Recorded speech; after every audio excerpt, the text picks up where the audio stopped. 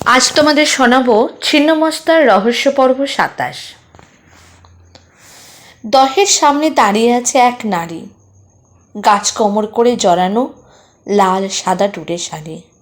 গ্রাম্যবধূ, তাই বুকের আচ্ছাদন ওই শাড়ি, সেমিচ নেই, আর মাথায় ঘোমটা টেনে রেখেছে সে।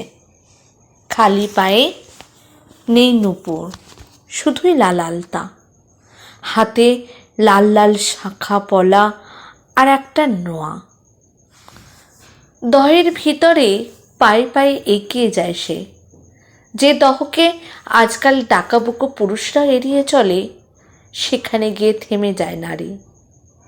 বর্ষা গেছে, তারপর অনেক দিন এদিকে কৃষ্ণপক্ষ ছাড়া কেউ পাওয়া দেয় না, তাই জঙ্গল দহের চিতার জায়গাটিকে ও ঘিরে ফেলেছে।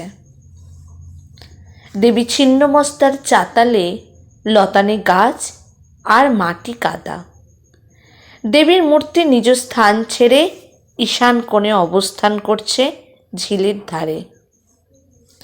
মূর্তি কিন্তু একটুও নষ্ট হয়নি, এই খোলা জায়গায় পড়ে থেকেও যেমনটা ছিল তেমনই আছে। এর আগে নারী আসেনি এই স্থানে, তবে সে পরিবর্তন বুঝতে সক্ষম।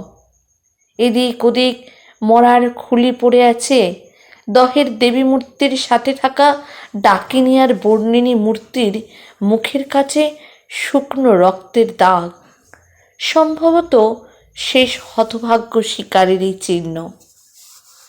নারী সব কিছু দেখে বেরিয়ে আসার জন্য মুখ ফিরিয়ে নিতে শাড়ির আঁচলটা যেন টান পড়ল। না, সেই নির্জন ভয়ালু শ্মশানে মোটেই ভয় পেল না আচমকা পেছন থেকে শাড়িতে টান পড়তে। তার ঘোমটা খুলে পড়ল। নারীর মুখ এখন দৃশ্যমান। নারী আর কেউ না, গ্রাম্যবধূর ছদ্মবেশ ধারণ করে গিরিজাশঙ্কর পত্নী রুদ্রমা। পিছন ফিরে তাকালো রুদ্র। ডাকিনীর পাথরের মূর্তি, যা এক এক সময় বিশেষ সজীব হয়ে ওঠে, তারই নির্জীব পাথরের হাতে শাড়ি ফেঁসে গেছে ওই রুদ্র আঁচল মূর্তি থেকে ছাড়িয়ে নিতেই সে লক্ষ্য করল মূর্তির গায়ে কিছু একটা চকচক করছে। রুদ্র মূর্তির খাঁজ থেকে সেই অজানা বস্তুটি তুলে নিল। চমকে উঠল রুদ্র। এ তো দেবী হিঙ্গলার সেই পবিত্র তীর্থ থেকে আনা নীলা আংটি। এ ছিল পিয়ারি বাইয়ের কাছে, শেষ যতটা জানে রুদ্র। তারপর এই ডাকিনী মূর্তিতে কেন? দেবী ছিন্নমস্তার দিকে অসহায়ভাবে তাকিয়ে রইল রুদ্র। উত্তর মা জানে। তবে কি এই আঁচলে টান দিয়ে সংকেত দিচ্ছে ঐশ্বরিক শক্তি? এই আংটি গিরিজা থেকে এখান পর্যন্ত এলো কি করে?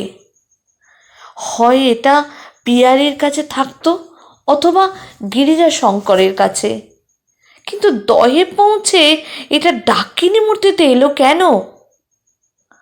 হাঁটু মুড়ে বসে এদিক ওদিক দেখতে লাগলো রুদ্র। এখন যেন কিছুতেই বিশ্বাস নেই তার। নিজেকে লুকাতে তাড়াতাড়ি ঘোমটায় ঢেকে নিল সে। তারপর তন্ন তন্ন করে খুঁজে দেখতে লাগলো চারিদিক। ডাকিনী মূর্তির পিছনে লেগে আছে কয়েকটা চুল, যেটা অবশ্যই কোনো পুরুষের, কারণ চুলগুলি ছোট ঘাড় পর্যন্ত দৈর্ঘ্যের। কার চুল? গাছের আঠা দিয়ে লাগিয়ে দেওয়া হয়েছে মূর্তিতে। কালো জাদু অনুযায়ী এমন করে ডাকিনীকে তার শিকার নির্দেশ করা যায়, কিন্তু ডাকিনীর শিকার তো গিরিজা শঙ্কর। তবে এটা কার জন্য করা হলো, আর কেই বা করলো? রুদ্রমূর্তি থেকে চুল খোলার জন্য হাত বাড়িয়ে আবার থেমে গেল। না, এটা নিয়ম নয়, এইভাবে চুলগুলো খুলে লাভ নেই। আংটি তুলে সে রওনা দিল সেদিকে, যেখানে আছে ওই তান্ত্রিকের ডেরা। গ্রাম্যপথে খালি পায়ে হাঁটতে হাঁটতে পায়ের নুড়ি পাথরে লেগে জ্বালা করছে। পায়ের চোট থাকায় খুঁড়িয়ে খুঁড়িয়ে চলছে রুদ্র। কিন্তু সে তাতে দমে যাবে না।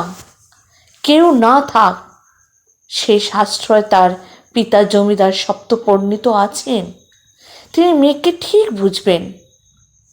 রুদ্র শুধু নিজের স্বামীকে বাঁচিয়ে রাখার জন্য আর এই হত্যালীলা থামাতে এমন উদ্যোগ নিয়েছে। না হলে সে চাইলে তার পিতার কাছে গিয়ে থাকতেই পারত। তবে এতে দেবীর অবমাননা হতো। তিনি নির্দেশ দিয়েছেন রুদ্রকে নিজ ধর্ম পালন করতে। পিতা নিশ্চয়ই এতদিন একমাত্র মেয়ের মৃত্যুর খবর পেয়েছেন, কিন্তু তিনি তো নিজের মেয়েকে চেনেন। তিনি কি বিশ্বাস করবেন রুদ্র নেই? রুদ্র বিশ্বাস করে পিতা অপেক্ষা করছেন রুদ্র জীবিত হবার খবরে। আর গিরিজাশঙ্কর তার স্বামী, যাকে অগ্নিসাক্ষী করে বিয়ে করেছিল রুদ্র, তিনি কি মনে রেখেছেন রুদ্রকে? পিয়ারিবাই নেই বলে কি তিনি অন্য নারীতে মজে আছেন? মৃত্যু ভয় তো ওনার পিতা অন্য নিরপরাধ মানুষকে হত্যা করে ঠেকিয়ে রেখেছেন। রুদ্র নানা ভাবনায় হারিয়ে ধীরে ধীরে সেই বটগাছের নিচে পর্যন্ত পৌঁছে যায়, যেখানে ওই তান্ত্রিক ডেরা পেতেছে। তান্ত্রিক এই বিকালের দিকে এক গ্রাম্যবধূর এই স্থানে উপস্থিত হওয়া দেখে একটু অবাক হয়ে বলল, কিরে অভাগী, এখানে কেন? রুদ্র ঘোমটার আড়ালে বলে, আপনি আমার ইচ্ছা পূরণ করতে পারবেন বাবা। শুনেছি আপনি জমিদারের ব্যাটার মরণ আটকে রেখেছেন। তান্ত্রিক, অভাগী মেয়ে, বেরিয়ে যায় এখান থেকে। আমি কি তোদের সমস্যার সমাধান করতে বসে আছি নাকি ধুনি জ্বালিয়ে? আমি সাধক, আমার কাজ সাধন করা। জমিদার আমাকে এই গ্রামে থাকতে দিয়েছে, আমি তাই আছি। এখানে থাকার কারণ শেষ হলে অন্য কোথাও চলে যাব। আমার সময় নেই তোদের সমস্যার সমাধান করার। কেউ আসছিস বাজা বদনাম খোঁচাতে, কেউ আসিস স্বামীকে নিজের আঁচলে বেঁধে রাখতে। বলি, আমার কি কোনো কাজ নেই রে হারামজাদি? রুদ্র বললেন, ডাকিনি রাগাবো গো আমি একজনের পিছনে? মরণ চাই আমি তার। আমার একজোড়া বালা আছে সোনার, তোমায় দেবো বাবা, দয়া করে কাজটা করে দাও। শান্তি হো হো করে হাসতে লাগলো। সে চোখ বন্ধ করে বলল, ওরে মূর্খ মেয়ে মানুষ, তুই কি আমাকে এতটাই ওছাতান্ত্রিক ভাবছিস নাকি? আমি চাইলে বালা কতই নিজের সামনে এনে রাখতে পারি। আর আমি কি বালা পরে নৃত্য করব নাকি হারামজাদি মাগি? আমি সোনা দিয়ে কি করব? আমি ওসব সাংসারিক জীবনে আবদ্ধ নয়। রুদ্র, আমি আপনার সেবা করব, আপনার জন্য কাজ করে দেব, তাহলে হবে। শুধু একটু ডাকিনি যোগ করতে হবে। তান্ত্রিক তখন বললেন, কি সমস্যা রে এই গ্রামের লোকের বাবা? কেউ বলে ডাকিনি লাগাও, কেউ বলে ডাকিনি থেকে মুক্তি পেতে চাই। রুদ্র বললেন, কে ডাকিনি থেকে মুক্তি চায়? আর আমি ছাড়া আর কে ডাকিনি যোগ করতে চায় বাবা? তান্ত্রিক বললেন, তা তুই জেনে কি করবি? তবে হ্যাঁ, তুই আমাকে সাধনায় যদি সাহায্য করতে পারিস তবে আমি তোকে সাহায্য করব। আসলে এত কাজ একা করতে খুব কষ্ট হয়। রুদ্র বললেন, তোমার চরণে ঠাঁই দেবে বাবা? তান্ত্রিক বললেন, বেশ, তবে থাক, আমাকে খুশি কর গায়ে গতরে কেটে। আমি তোকে তোর কাজ করতে সাহায্য করব। এখানেই শেষ হলো আমার ছিন্নমস্তার রহস্য পর্ব 27। অবশ্যই কিন্তু আপনারা সাবস্ক্রাইব করুন, আর কিন্তু লাইক করুন, আর কমেন্টও করবেন। আমি অনেক দিন পর আবার ভিডিও দিলাম, অডিও দিলাম আর কি, গল্পর। তো আমার সমস্যা ছিল, অনেকটাই সমস্যা ছিল পারিবারিক, যার কারণে আমি 3 মাস দিতে পারি না।